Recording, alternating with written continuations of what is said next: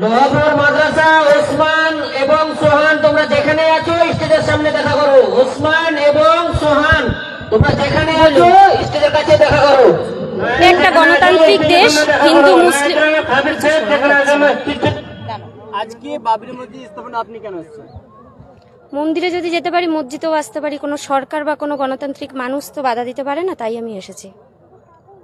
আমরা তো দেখেছি যারা হিন্দু সম্প্রদায়ের মানুষ রয়েছে তারা কিন্তু একাধিক, যারা বিজেপি সরকার যারা রয়েছে তারা কিন্তু মুসলিমদেরকে ওইভাবে দেখছে না। বিজেপি সরকার বলুন আর তৃণমূল সরকারই বলুন, যে সরকারই বলুন, দুজনেই তো সমান। আর কাউকে বলতে পারছি না কিছুই সেরকম কিছু, কিন্তু হিন্দু মুসলিম একত্রিত হয়ে যদি ইংরেজ তাড়াতে পারে তাহলে সন্ত্রাসও তাড়াতে পারবে।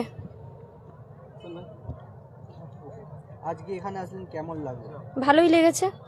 বাবরি মসজিদ আবারই ভিত্তি স্থাপন হচ্ছে, কিছু লোক বলছে এটা করে দাঙ্গা লাগাতে চাই। না, এটা দাঙ্গার কিছু নেই।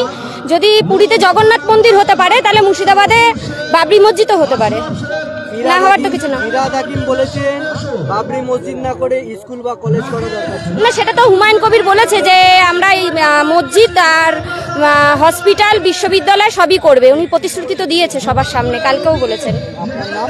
শিখা ঘোষ। বিজেপির যে নেতারা আছে, একাধিক নেতা, সমীর ভট্টাচার্য, তিনি বলেছেন যে মুর্শিদাবাদে যদি বাবরি মসজিদ হয় তাহলে হুমায়ুন কবিরের বাড়ির সামনে হনুমান মন্দির করবে। সেটা ওনার ব্যাপার, উনি পড়তেই পারে। আমি বলবো না যে হনুমান চল্লিশা পড়তে না, আর ওনাকে বলবো না কোরআন শরীফ পড়তে না। দুজনেরই অধিকার আছে, উনি যদি পারে উনি করবে, আর এনার ক্ষমতা উনি তো আজকে দেখিয়েই দিয়েছে। কি